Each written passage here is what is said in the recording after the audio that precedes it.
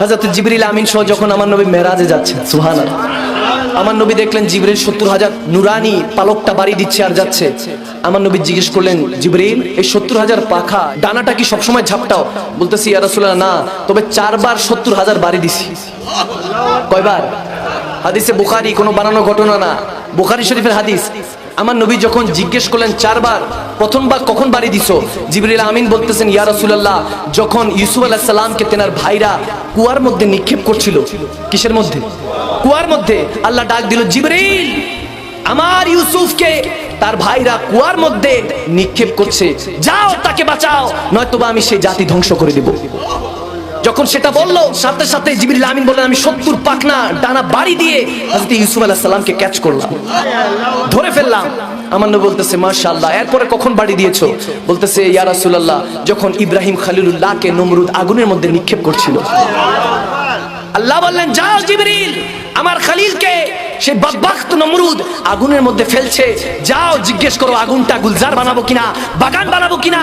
আমার ইব্রাহিম খলিলুল্লাহর উত্তর শুনেন, খলিলুল্লাহ বলছে, যিনি আগুনে নিক্ষেপ করছেন তিনি বাঁচাবেন। সুবহানাল্লাহ বলো, তিনি বাঁচাবেন। জিবরিল বললেন, ওগো খলিলুল্লাহ আগুনটাকে গুলজার বানিয়ে দিই। আল্লাহ বলেছেন, বলতেছে না, আমার ভরসা আল্লাহ, আল্লাহই বাঁচাবেন। তখন সাথে সাথে আল্লাহর হুকুমে কুদরতে আগুনটা ফুলের বাগান বানিয়ে দিয়েছেন কে? চিল্লা বলুন কে? আমার নবী জিজ্ঞেস করলো, এর পরেরটা, তৃতীয় নাম্বারটা কি? জিবরিল বলতেছি, ইয়া রাসূলুল্লাহ এর পরেরটা হলো হযরতে ইসমাইল যাবিউল্লাহর ক্ষেত্রে। যখন আল্লাহর পক্ষ থেকে কুরবানির হিসাব আসলো, ইসমাইল যাবিউল্লাহকে ইব্রাহিম খলিলুল্লাহ জবাই করবেন, কুরবানি করবেন, তখন দুজন দুজনকে পট্টি পরায় দিলেন। আল্লাহ তখনই সাথে সাথে খুশি হয়ে বলতেছেন, যাও জিবরিল যাও ইসমাইলকে বাঁচাও, নয়তো আমার নসলে মুহাম্মদ নষ্ট হয়ে যাচ্ছে। ইসমাইলকে বাঁচাও, ইসমাইলকে যদি না বাঁচাও, কে যদি ইসমাইল জবাই হয়ে যায়, কুরবানি হয়ে যায়, তাহলে আমি প্রত্যেক বাবাকে ফরজ করে দিব তার সন্তানকে কুরবানি করার জন্য। সাথে সাথে জিবরিল আমিন জান্নাত থেকে 70,000 ডানা ঝাপটা দিয়ে ইসমাইল যাবিউল্লাহর জায়গায় একটা দুম্বা রেখে দিলেন। সুবহানাল্লাহ, আল্লাহু আকবার বলেন। এরপর আমার নবী জিজ্ঞেস করে, এর পরেরটা কিভাবে? বলতেছি, ইয়া রাসূলুল্লাহ এর পরেরটা তো বড় মারাত্মক ছিল, ওটা আমি জিবরিল জীবনে ভুলবো না। আমার নবী বলে, কোন সময়?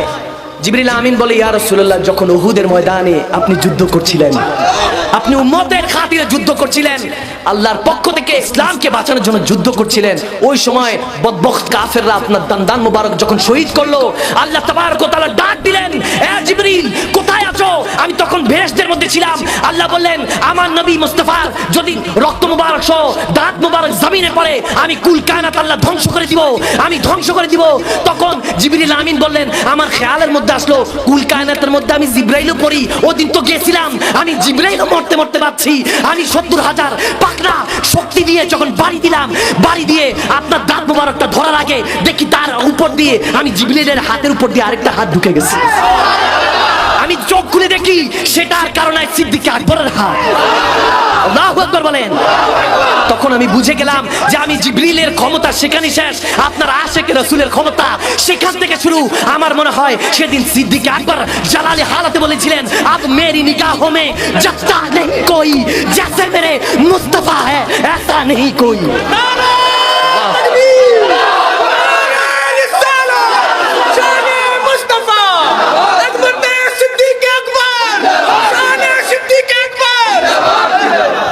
আল্লাহু আকবার বলেন। জিবরিল আমিনের এই ঘটনা শুনে আমার নবী বড় মুস্কি হাসি দিলেন। হাসি দিয়ে বলতেছে, জিবরিল সিদরাতুল মুনতাহা পর্যন্ত এসেছি, চলো লা মাকানে চলো। আমার নবী চাইলে নিতে পারতেন কি পারতেন না? যদি জুতা মোবারক নবীর যায়, নালায়েন মোবারক যদি আল্লাহর আরশ পর্যন্ত যেতে পারে, সাথে পিছে আশিকে রাসূলুল্লাহ যেতে পারে কি পারে না? কখন ডাকবে? আর সেই বান্দারা যখন তেনার মেহবুবের মেহফিল সাজিয়েছে, খুশিটা হয়েছেন কে? হযরত আমির খসরু रहमतुल्लाह अलैह একটা কালাম মনে পড়ছে, নামিদা নমছে মঞ্জিল বুদ শব জায়ে কে মন বুদম খুদা খুদ মীরে মজলিস বুদ अंदर ला मका खुसरू मोहम्मद शम्मे महफिल बुद शब जाए के मन बुदम। सुभान अल्लाह, मोहम्मद शम्मे महफिल বুদ শব জায়ে কে মন বুদম। আমির খসরু বলেন, খোদা একটা লা মাকানে